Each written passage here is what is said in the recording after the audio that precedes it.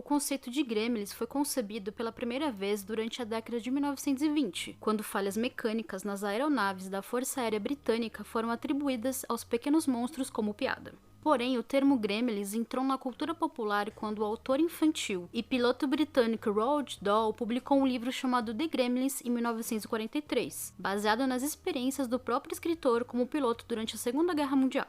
Na trama, o personagem principal é um piloto das forças britânicas que tem seu avião destruído por um gremlin no Canal da Mancha. Ao saltarem de paraquedas na água, ele convence os gremlins a se unirem contra um inimigo em comum, o nazismo. Esse foi o primeiro livro de Dahl, originalmente escrito para a Walt Disney Production, em antecipação a um longa-metragem de animação que nunca foi feito. No mesmo ano do lançamento de The Gremlins, a Warner Bros. Produziu um curta-metragem do Pernalonga chamado Falling Hair, que segue o protagonista tentando evitar a destruição de um avião militar norte-americano por um gremlin. Como a Disney estava desenvolvendo a animação no mesmo período, eles pediram que os outros estúdios de animação não produzissem filmes envolvendo as criaturas. Porém, como a produção da Warner estava adiantada, eles continuaram o projeto, apenas mudando o nome para mostrar boa vontade com a concorrência. Apesar dos gremlins terem se popularizado devido especialmente ao livro, as criaturas verdes que conhecemos na produção da década de 1980 são um pouco diferentes da concepção original. Eu sou Julia Gavilã e esse é o Mais Que Um Filme. Gremlins foi produzido em uma época em que a junção entre terror e comédia estava se tornando cada vez mais popular entre o público. A história de Gremlins foi concebida pelo cineasta Chris Columbus, que não imaginava que o filme realmente seria produzido. Segundo ele, a inspiração para a história veio da própria experiência ouvindo inúmeros ratos andando pelos encanamentos do loft onde morava em Nova York, fazendo sons aterrorizantes nas madrugadas escuras. A ideia inicial de Columbus era escrever um roteiro original com o objetivo de mostrar aos possíveis empregadores suas habilidades de escrita. As coisas mudaram de rumo quando Steven Spielberg se interessou em transformar a história em um filme e comprou o roteiro, acreditando que era uma das coisas mais originais que ele havia lido em anos. Na busca por um diretor que captasse o terror e a comédia do material, Spielberg considerou inicialmente contratar Tim Burton para dirigir o filme após assistir o curta-metragem Frankenweenie. Porém, o cineasta escolheu Joe Dante como diretor devido à sua experiência com histórias que misturavam os dois gêneros. Dante, que havia dirigido O Grito de Terror em 1981, estava gastando os últimos dólares que tinha, já que a empresa que fez a produção faliu antes que pudesse pagá-lo. Mais tarde, o diretor contou que, quando recebeu a proposta de Spielberg para filmar Gremlins, achou que ele havia enviado para o endereço errado. Curiosamente, ambos acabaram juntos em outro projeto no mesmo período. A dupla trabalhou na antologia televisiva The Twilight Zone The Movie, lançado em 1983, filme no qual o próprio Spielberg também atuou como diretor em um segmento. Enquanto trabalhava no projeto, Dante começou a trabalhar no storyboard de Gremlins, estabelecido por Spielberg na Warner Bros., com coprodução dele a partir da própria empresa, a Amblin Entertainment. O projeto também contratou Michael Fennell, produtor que havia trabalhado com Dante em Grito de Terror. O cineasta havia lido The Gremlins quando era criança e chegou a dizer que o material teve alguma influência na história que ele queria contar. Porém, ele queria que os gremlins fossem visualmente diferentes, como criaturas verdes com bocas grandes que sorriam muito, enquanto faziam coisas incrivelmente desagradáveis com as pessoas. O roteiro passou por alguns rascunhos antes de ser finalizado, com a primeira versão sendo mais sombria que a versão final. Várias cenas foram cortadas, incluindo uma que retratava a mãe de Billy morrendo em uma luta com os gremlins, com a sua cabeça sendo jogada escada abaixo na frente do filho. Mais tarde, Dante explicou que a cena tornava o filme mais sombrio do que os cineastas queriam. Também havia uma cena onde os gremlins comiam o cachorro de Billy, e outra que mostrava as criaturas atacando um McDonald's e comendo os clientes. Além disso, o personagem de Stripe, o principal antagonista do filme, não existia na concepção original. Nos primeiros rascunhos, Gizmo, o fofinho Mogwai que serve de catalisador para todos os eventos do universo cinematográfico dos Gremlins, era o personagem que se tornaria o líder do bando. No entanto, Spielberg achava que Gizmo era fofo e que o público gostaria dele, então Stripe foi criado para se tornar um Gremlin no lugar. Outra modificação pedida por executivos da Warner inclui uma cena em que Kate revela que o pai morreu no Natal vestido de Papai Noel, quebrando o pescoço ao descer pela chaminé.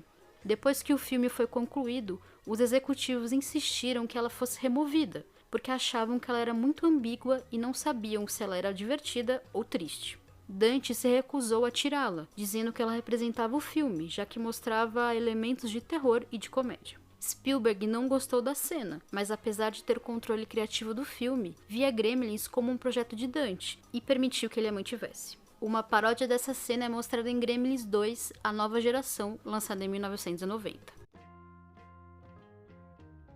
Zach Galligan era um ator relativamente desconhecido quando foi escalado por Spielberg como Billy. O cineasta pediu a contratação dele após ver a química entre Galligan e a atriz Phoebe Cates nas audições. Spielberg disse ao ator que Billy estava apaixonado por Kate, então ele conseguiu criar a química certa com a atriz, especialmente porque eles já se conheciam. Já Cates foi escolhida como Kate, apesar das preocupações do estúdio por ser conhecida por interpretar papéis mais adultos, como em Picardias Estudantis, lançado em 1982. Em contraste com Galligan, muitos dos outros atores e atrizes coadjuvantes do filme eram mais conhecidos que ele. Esse é o caso do ator veterano Glyn Turman, que interpreta o professor de ciências do ensino médio que faz experiência em um dos Mogways, e acaba sendo assassinado por um gremlin. Dick Miller, que atuou regularmente nos filmes de Dante, era outro ator experiente no set e interpretava um veterano da Segunda Guerra, o primeiro personagem a se referir às criaturas como gremlins no filme. Já o ator e compositor Roy Exton também tinha um longo currículo como ator quando ganhou o papel de Randy. Depois que uma cena introdutória a Gremlins foi cortada, a voz de Exton lhe rendeu o papel adicional de narrador para estabelecer algum contexto na história. Uma lenda do cinema hollywoodiano, o ator Kai Luke foi escalado para interpretar o Wing. Embora ele já tivesse cerca de 80 anos na época das filmagens e seu personagem fosse mais idoso, a equipe de maquiagem precisou torná-lo visualmente mais velho, já que a aparência jovem de Luke não revelava sua idade real. Do lado oposto, Corey Feldman, que até então atuava principalmente em comerciais, começou estabelecendo suas primeiras credenciais como ator infantil em Gremlins. Surpreendentemente, o som agudo da voz de Gizmo não foi criado por nenhum truque de áudio. Na verdade, a voz é interpretada pelo comediante, ator e apresentador Howie Mandel, que já fazia diferentes vozes em stand-up e mais tarde faria a voz do personagem principal de O Fantástico Mundo de Bob. Porém, a canção que o personagem cantarola no filme não foi cantada por Mandel. Contratado para criar a trilha sonora do filme, Jerry Goldsmith contratou a atriz mirim Helene Kiss para o trabalho. Embora os gremlins não digam muito no filme e ocasionalmente pronunciem uma ou outra palavra reconhecível em inglês, todos os sons vocais feitos por eles foram fornecidos por atores. Grande parte do trabalho de voz das criaturas foi feito pelo lendário dublador Frank Walker, conhecido por ser a voz de Fred em Scooby-Doo.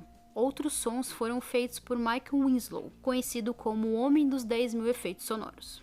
A produção não criou nenhum diálogo específico para os gremlins, deixando que os próprios atores improvisassem e reagissem ao que estava acontecendo em cada cena. Como resultado, suas reações parecem mais naturais e ajudaram a aumentar a ilusão de que os gremlins são criaturas reais. Os atores que assumiram as vozes dos personagens em seus respectivos países também foram orientados a seguir o mesmo método.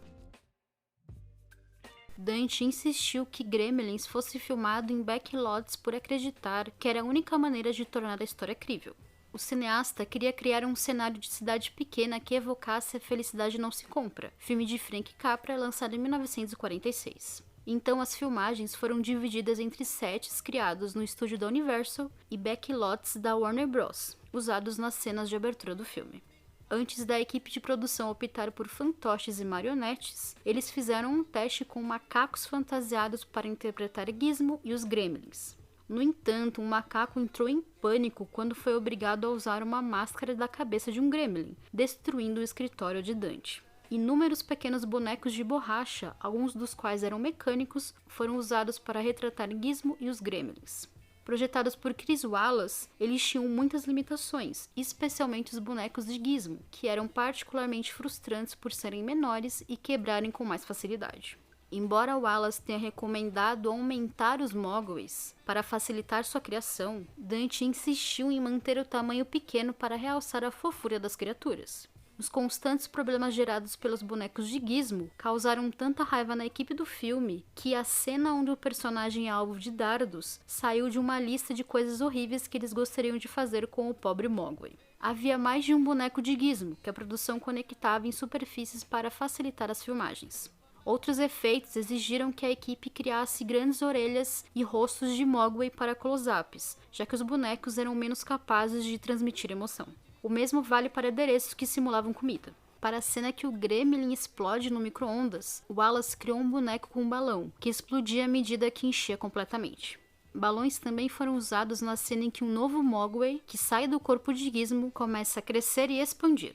Com a necessidade da criação de bonecos e fantoches, a produção do pequeno filme precisou aumentar o orçamento e garantir que as criaturas eram reais. A equipe ficou tão preocupada com os custos do projeto que, de acordo com Galligan, os membros do elenco e a equipe técnica tinham que abrir os porta-malas dos carros diariamente ao saírem do set. O estúdio queria garantir que ninguém estava levando nenhuma lembrancinha dos Gremlins para casa ainda durante as filmagens. Levar adereços do set para casa como lembrança é bastante comum em sets de filmagens. Porém, para Galligan, o momento mais assustador envolvendo a produção foi a filmagem da cena onde os Gremlins explodem o cinema. Como as regulamentações de segurança eram menos rígidas na época em comparação com hoje, o calor da explosão foi tão intenso que quebrou janelas de um prédio da Universal a 1 km de distância.